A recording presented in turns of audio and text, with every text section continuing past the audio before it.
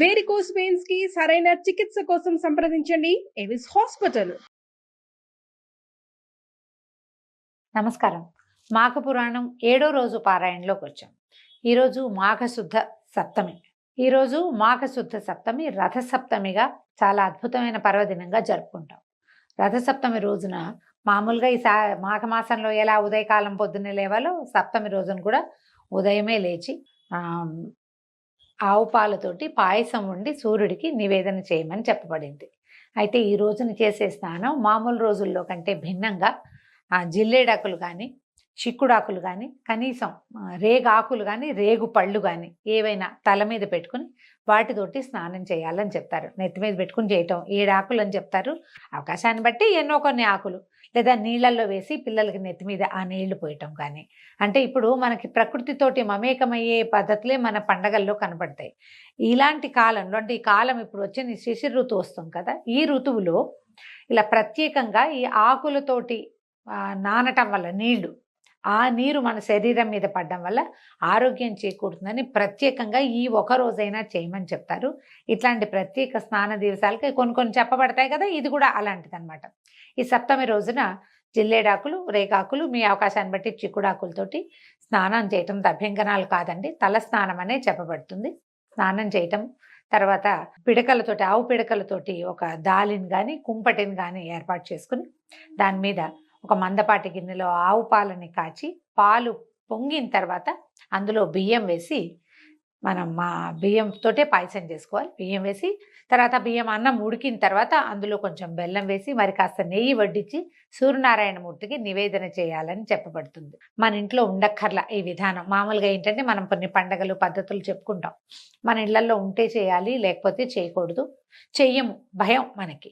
కానీ ఈ విషయంలో భయపడాల్సిన పనే లేదు. సూర్యారాధన చాలా విశేషమైనది. కొద్దిగా ఇంత పాయసం 3 గుప్పెళ్ళు అంటే 3 గుప్పెళ్ళు ఎంత వస్తుంది, ఒక చిన్న గ్లాసు బియ్యం వస్తాయి అంతే. దాంతో పాయసం చేసి సూర్య భగవానుడికి మనకు ప్రత్యక్షంగా నారాయణమూర్తి కనపడుతుంటే మరీ మంచిది. ఎండ పడే చోట కూర్చుని ఈ పూజా విధానం చేసుకుంటే చాలా విశేషంగా మంచిది.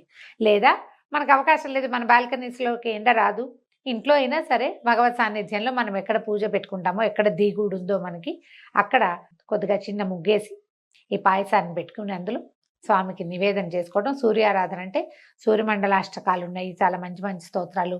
ఆ తర్వాత సవితృమండలాష్టకం ఉంది, లేకపోతే మన ఆదిత్య హృదయం లాంటివి చదువుకోవచ్చు. సూర్య శతకాలు అవి కూడా ఉన్నాయి, అవన్నీ చదవగలము లేము. సులువుగా మనకు దొరికేవి ఇవి. సూర్యమండలాష్టకం దొరుకుతుంది. తర్వాత ఏమో ఆదిత్య హృదయం ఇంచుమించు ఇవాళ రేపు అందరికీ వచ్చింది. మొన్న కరోనా వచ్చిన తర్వాత చాలా మంది ఆదిత్య హృదయం శ్రద్ధగా నేర్చుకున్నారు. ఆరోగ్యం భాస్కరాది చేత్ అన్నారు. ఆరోగ్యం ఎప్పుడు సూర్యుడి నుంచే వస్తుంది మనకి. ఏదైనా చక్కగా మంచి స్తోత్రం చదువుకోవటం, స్వామికి మనం చేసిన నివేదనని పాయసాన్ని నివేదన చేయటం, జీడిపప్పులు అవి వేయకుండా ఒట్టిగా ఉడికించిన పాలతోటి ఉడికించిన అన్న నివేదన అనమాట. బెల్లం వేసి దానికి అమ్మగా తీయగా రుచిగా చేస్తాం. కొంచెం మరి కాస్త నెయ్యి వడ్డించి స్వామికి నివేదన చేసుకోవచ్చు. ఈ రకంగా చేయటం వల్ల ఈ ప్రసాదాన్ని చిక్కుడు ఆకుల్లో కనుక తీసుకుంటే చాలా మంచిదట. చిక్కుడు ఆకుల రసం ఆరోగ్యానికి మంచిది. విడిగా మనం ఇంకే రకంగానూ తీసుకోలేకపోతాం. వేడివేడి పాయసాన్ని, పాల పాయసాన్ని చిక్కుడాకు మీద పెట్టి ప్రసాదంగా ఇవ్వాలి. ఎంతమందికి ప్రసాద వినిమయం చేయగలిగితే అంత మంచిదండి. మేము అవకాశాన్ని బట్టి చూడండి. అయితే ఈ పూట మనం అధ్యాయంలోకి వస్తే ఏం చెప్తున్నారు, మనం ముందు కథలో విన్నాం. దిలీప మహారాజుకి వశిష్ఠ మహర్షి ఈ కథని తెలియజేస్తున్నాడు. మృగశృంగుడు అనే అతను, ఈ మృగశృంగుడు ఎవరు, కౌత్సుడనే బ్రాహ్మణ కుమారుడు. అతనికి వివాహం నిశ్చయింపబడింది సుశీల అనే అమ్మాయితోటి. ఆ అమ్మాయి ఒకరోజు మాఘమాసంలో స్నానం చేయడానికి నదీ తీరానికి వచ్చినప్పుడు ఆమె స్నేహితురాళ్లతో సహా ఒక ఏనుగు భయంతో దిగుడు బావిలో పడిపోయి మరణించింది. అయితే ఆ ఏనుగు నుంచి మరణించిన అమ్మాయిల్ని రక్షించడం కోసం ఈయన ఏం చేశాడు, నదిలోకి దిగి తపస్సు చేయటం మొదలుపెట్టాడు. మృగశృంగుడు తపస్సు చేస్తున్న దగ్గరికి ఏనుగు వచ్చేసరికల్లా మాఘ మాసంలో అది నదీ స్నానంలోకి లాగా చేయటం అంటే నదిలోకి దిగటం వల్ల, తర్వాత మృగశృంగుడు తన చేతితోటి వదిలిపెట్టినటువంటి నీటి వల్ల, అతని స్పర్శ వల్ల ఏనుగుకి శాప విమోచనమై ఒక గంధర్వ దేవతగా మారిపోయి వెళ్ళిపోయింది పైకి. వెళ్ళిపోయిన తర్వాత ఏం చేస్తున్నాడో చూద్దాం. ఏనుగుకి శాప విమోచనమైన తర్వాత మరలా మృగశృంగుడు కావేరీ నదిలో దిగి లోపలికి వెళ్ళి అర్థాంతరంగా మృతి చెందిన ఆ 3 కన్యకామణుల గురించి ఘోరమైన తపస్సు చేయటం మొదలుపెట్టాడు. ఇతనికి తపస్సు ప్రాక్టీస్ ఉంది. ఇంతకు ముందు కూడా చాలా కాలం తపస్సు చేసి శ్రీమన్నారాయణుడిని ప్రత్యక్షం చేసుకున్నాడు ఇతను. ఇప్పుడు యమధర్మరాజు కోసం తపస్సు చేయటం మొదలుపెట్టాడట. అనేక సంవత్సరాలు మాఘమాసంలో మాఘ స్నానాలు చేయటం వల్ల ఇతనికి త్వరగా తను ఏ దేవతను ఉద్దేశించి తపస్సు చేస్తున్నాడో వారిని ప్రత్యక్షం చేసుకోగలిగేటువంటి సిద్ధి లభించింది. దానికి తార్కాణం ఏమిటి? ఇంతకు ముందు అధ్యాయాల్లో మనం చెప్పుకున్నాం, విష్ణుమూర్తి చాలా తొందరగానే ఇతనికి దర్శనం ఇచ్చాడు. సాధారణంగా చెప్తారండి, విష్ణువు సులభ సాధ్యుడు కాదు, అంత తొందరగా రాడు. శివుడు సులభ సాధ్యుడు, శివుడిని తొందరగా ప్రత్యక్షం చేసుకోవచ్చు, విష్ణువుని ప్రత్యక్షం చేసుకోవటం కష్టం. కానీ మాఘ స్నానాలు చేసిన వాళ్ళకి, మాఘమాసంలో ఇలా ఆదిత్య మాసంలో తప్పకుండా నదీ స్నానం చేసిన వాడికి ఆ అవకాశం లభిస్తుంది. వాడి పుణ్యబలం ఎక్కువగా ఉంటుంది. దాంతో వాడు కొద్దిపాటి తపస్సుతోటే విష్ణుమూర్తిని సాధించగలిగాడు. ఇప్పుడు అదే అలవాటుతోటి ఈయన యమధర్మరాజును గురించి తపస్సు చేయటం మొదలుపెట్టాడు. ఎలాగైనా ఆ ముగ్గురు కన్యల్ని బతికించాలనే పట్టుదలతోటి మహాతీవ్రమైన తపస్సు చేశాడట. తదేక దీక్షతోనూ నిశ్చల మనస్సుతోనూ ఘోర తపస్సు చేస్తున్న మృగశృంగునికి యముడు ప్రత్యక్షమై, వత్స, నీ తపస్సుకు కఠోర దీక్షకు కడు సంతోషించాను. నీ ధ్యానము అమోఘమైనది. ఈ ముగ్గురు స్త్రీలను కాపాడాలనే నీ పరోపకార పరాయణతకు ముగ్ధుడినయ్యాను. మృగశృంగ, ఒక యమధర్మరాజు గురించి ఇంతటి ఘోర తపస్సు ఎవ్వరూ చేసి ఉండలేదు. సాధారణంగా మనం తపస్సులు అనగానే బ్రహ్మ విష్ణు మహేశ్వరుల కోసమే చూస్తాం. విష్ణువు గురించి తపస్సు తక్కువేనండి.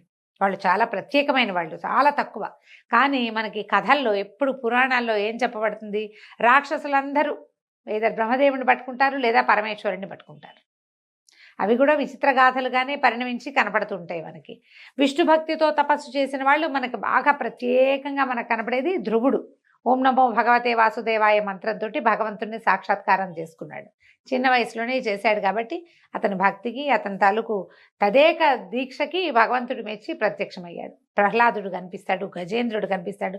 గజేంద్రుడు కూడా విష్ణుమూర్తిని రావయ్యా అని పిలవల, ఎవరో ఒకళ్ళు వచ్చి నన్ను రక్షించండి నాయనా, ఎవడి వల్ల ఈ ప్రపంచం నడుస్తుందో వాడిని రమ్మని అడిగాడు. పద్యాలు మహా బాగుంటాయండి గజేంద్ర మోక్షంలోవి. ఎవరి వల్ల ప్రపంచం నడుస్తోందో వాడెవడో నాకు తెలీదు, నువ్వు ఎక్కడుంటావో నాకు తెలియదు. ఈ లోకాలు, ఈ లోకేశులు వీళ్ళంతా అయిపోయిన తర్వాత చిట్ట చివరి లోకంలో ఎవరుంటారో, ఎవడు నా కథ నడుపుతున్నాడో అతడు వచ్చి నన్ను రక్షించాలి అంటే అతన్ని నేనే అని నారాయణుడు ప్రత్యక్షమయ్యాడు. ఈ తపస్సు చేసే జనాలంతా మామూలుగా ఏం చేస్తారు? ఈయన వదిలిపెడితే బ్రహ్మదేవుడు, శివుడు, అక్కడక్కడ కథల్లో వింటాం. వరుణుడి గురించి తపస్సు చేశారు. తర్వాత ఏమో మన చిత్రగుప్తుడి గురించి తపస్సు చేశాడు. రేర్గా ఒక్కొక్కళ్ళు చొప్పున. యమధర్మరాజుని గురించి తపస్సు చేసిన వాళ్ళు అసలు లేనే లేరు ఎక్కడాను. యమధర్మరాజు మీద పంతంతో ప్రవర్తించిన కథలు రెండు వింటాం మనం. ఒకటి సతీ సావిత్రి, ఆవిడ యమధర్మరాజు వెనకాల పడి సత్యవంతుడే, తన భర్త అయిన సత్యవంతుడిని వెనక్కి తెచ్చుకుంది. ఇది ఒక తార్కాణం. రెండోది నచికేతుడు, ఆ పిల్లవాడిని యముడికి దానం ఇచ్చానని తండ్రి చెప్పేసరికల్లా అతను పోయి యమధర్మరాజు దగ్గరే ఏమిటి కాలం, దాని గురించి మృత్యువు రహస్యం ఏమిటి, జన్మరాహిత్యం గురించి ప్రశ్నించి తెలుసుకున్నాడు. ఇంకెవ్వరూ ఈయన కోసం ప్రార్థించినట్టుగా మనకు కనపడదు. ఈయన ఆశ్చర్యపోయాడనమాట. అందుకని వచ్చి చెప్తున్నాడు, నీలాంటి వాళ్ళని నేను చూడలేదు, నాకు ఎంతో సంతోషం కలుగుతోంది, నీకేం వరం కావాలో కోరుకో, నీ కోరికను తప్పకుండా నెరవేరుస్తాను అని చెప్పాడట. చెప్తే ఈ యమధర్మరాజు పలుకులు విన్న మృగశృంగుడు కళ్ళు తెరిచి చూశాడు. ఎదురుకుండా యమధర్మరాజు పరమ శాంత స్వరూపంతో ప్రత్యక్షమయ్యాడు.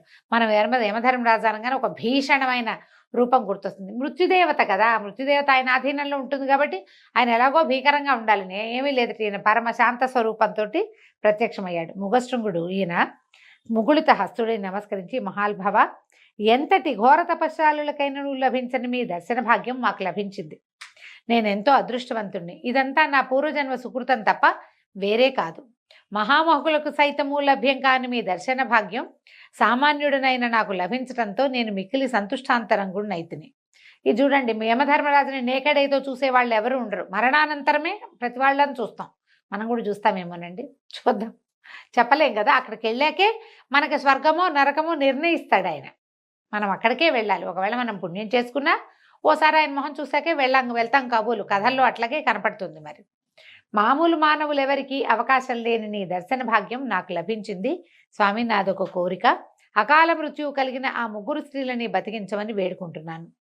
అందులో కొంచెం స్వార్థం కూడా ఉంది. ఆ ముగ్గురిలో ఒక స్త్రీ నా కాబోయే భార్య అయినటువంటి సుశీల, కాబట్టి వీళ్ళని రక్షించు, ధర్మయుక్తంగా మీరు ముగ్గురు కన్యల్ని బతికించి నన్ను సంతృప్తిపరచండి. నా తపస్సుకి ఫలితం నాకేం కావాలంటే వాళ్ళ ముగ్గురు బతకడం కావాలి. ఏమంటారంటే పరోపకార పరాయణత్వంతో ఒక అమ్మాయి ఇతని కాబోయే భార్య, ఆ అమ్మాయిని ఓదాన్ని బతికించండి అని అడగకుండా ముగ్గురి కోసము అడిగాడు. పైగా తను చేసిన భీషణమైన తపస్సుని వాళ్ళ ప్రాణాల కోసం వదిలిపెట్టుకోవడానికి సిద్ధపడ్డాడు. మృగశృంగుని వచనాలు విని అతని ధర్మ సూక్ష్మతకు మిక్కిలి సంతసించి దయార్ద్ర హృదయుడైనటువంటి యముడు, విప్రోత్తమ, నీ భక్తికి పరోపకారానికి మెచ్చితిని, నీకు శుభం కలుగాక అని దీవించి ఆ ముగ్గురు కన్యకల్ని బతికించాడు. యముడు తలుచుకుంటే ప్రాణాలకి ఏం కొదవండి. ఆయన వాళ్ళ జీవాలని పైనుంచి పిలిపించి ముగ్గురులోంచి బయటకు వచ్చిన ముగ్గురి జీవాలని వాళ్ళ శరీరాల్లోకి ప్రవేశపెట్టాడు. అయితే ఇప్పుడు మనకి కథ మీద మనకు రకరకాల డౌట్లు వస్తాయండి. పురాణాల మీద పెద్దగా ప్రశ్నించకూడదు, పురాణాల ప్రశ్న వేయకూడదు. మనం వీళ్ళు మరణించారు, వాళ్ళకి ఉత్తరక్రియలు జరిగినాయా లేదా, జరగచ్చు, ఏం ఉత్తరక్రియలు చేయొద్దు నేను చెప్తానన్నాడు. మామూలుగా మానవుల శరీరాలు ఎంతవరకు నిలబెంటాయండి? మనలాగా ఐస్ బాక్సులు అవి ఉండే రోజులు కావు కదా. ఈయనేమో భీషణమైన తపస్సు చేశాడంటారు. ఎంత భీషణమైంది, ఎంత టైం స్పాన్లో చేశాడు, ఆ ప్రశ్నకైతే సమాధానం లేదండి. కానీ పురాణంలో ఇలాగే చెప్పబడింది, పురాణ వచనాలని ప్రశ్నించకూడదు, అలాగా అనాలి. అందులో ఉన్న మనకు అర్థమైన విషయాన్నే తీసుకోవాలి, కానీ మన లాజిక్ అందని దాన్ని లాజిక్ తోటి క్వశ్చన్ చేద్దామని మాత్రం భావించకండి. ఎలాగో మొత్తానికి జరిగింది. వీళ్ళ ముగ్గురికి ప్రాణాలని ఇచ్చేశాడు వెనక్కి. మరణించిన ముగ్గురు కన్యలు మరల జీవించారు. దానికి మృగశృంగుడు సంతృప్తి చెంది, యమధర్మరాజా, నా అభీష్టాన్ని నెరవేర్చి నన్ను ఆనందింపజేశారు. మిమ్మల్ని పూజించిన వారికి, స్తోత్రము చేసిన వారికి అకాల మరణము సంభవించక సమస్త శుభములు కలుగునట్లుగా అనుగ్రహించండి స్వామి అని మృగశృంగుడు ప్రార్థించాడు. యమధర్మరాజు కూడా మిగుల ఆనందించి అట్లేనని అభయమిచ్చి అదృశ్యుడయ్యాడు. ఈ ప్రకారంగా 7వ రోజు పారాయణ పూర్తయిందండి. రేపు ఉదయం మళ్ళీ 8వ రోజు పారాయణలో కలుసుకుందాం. నమస్కారం.